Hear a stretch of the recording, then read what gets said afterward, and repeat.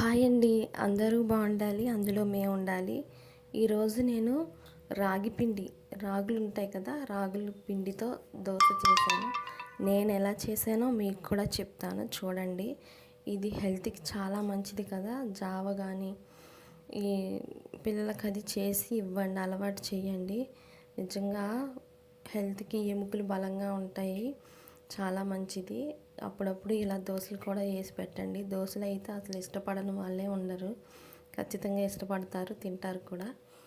చూడండి, చూసారు కదా, అల్లం, ఉల్లిపాయలు, పచ్చిమిరపకాయలు, కరివేపాకు, కొత్తిమీర ఇవన్నీ కట్ చేసి వేసేసుకోండి ఒక బౌల్లోని. తగినంత ఉప్పు వేసి, రాగి పిండి 2 స్పూన్లు బియ్యం పిండి మాత్రమే వేసానండి నేను. 2 స్పూన్లు బియ్యం పిండి వేసి బాగా కలిపేసుకోండి. బాగా కలిపి ఉండలు లేకుండా శుభ్రంగా కలిపేసుకోండి. కలిపేసి అసలు ఇప్పుడు రవ్వ దోశకి కలుపుకుంటాం చూసండి, బాగా నీళ్ళగా అలా కలుపుకోండి. అలాకుంటేనే దోశ మంచిగా వచ్చిద్ది.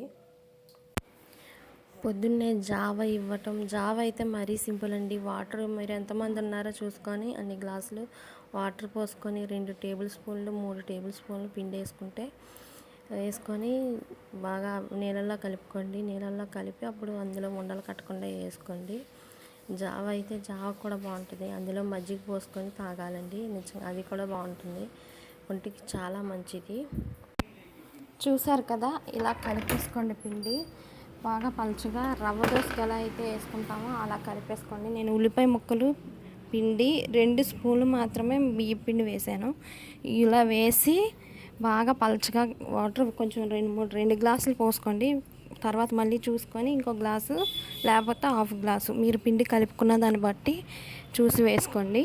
వేసుకున్న తర్వాత బాగా పలుచగా రవ్వ దోశలా కలుపుకొని ఇట్లా పోసుకోవటమే. గరిటతో అన్న పోసుకోవచ్చు పెనం మీద, లేకపోతే చిన్న గ్లాస్ తీసుకొని గ్లాస్తో పోసుకొని మంచిగా దోశ వేసేయండి. చూడండి దోశ అయితే ఎలా వస్తుందో ఒకసారి.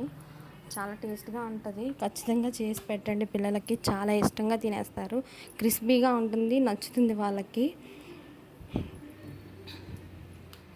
వాటర్ పోస్తున్నాను, ఒక నిమిషం చూసేయండి.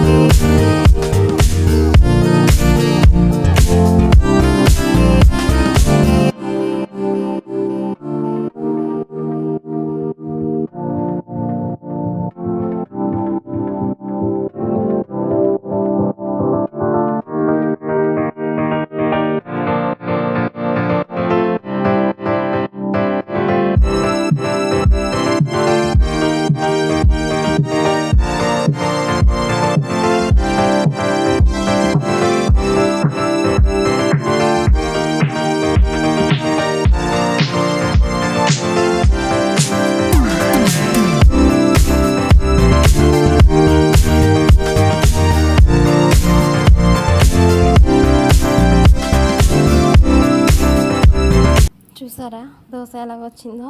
అలా పోసుకోండి అంతే. జస్ట్ ఇలా పొయ్యండి. ఉల్లిపాయ ముక్కలు, పచ్చిమిరపకాయ ముక్కలు అన్నీ వస్తాయి అందులోనే.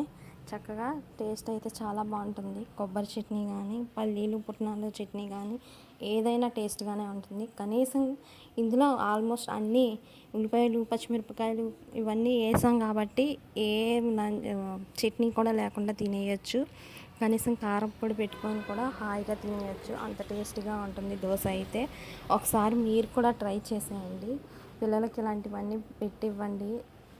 అంటే చాలామంది చేసి ఇస్తూనే ఉంటారు. ఇంకెవరైనా ఒకవేళ చేసి ఇవ్వకపోతే పిల్లలకి అప్పుడప్పుడు ఇలా చేస్తూ జావ కాసి ఇస్తూ ఇంకా బెల్లం వేసి కూడా చేస్తుంటారు.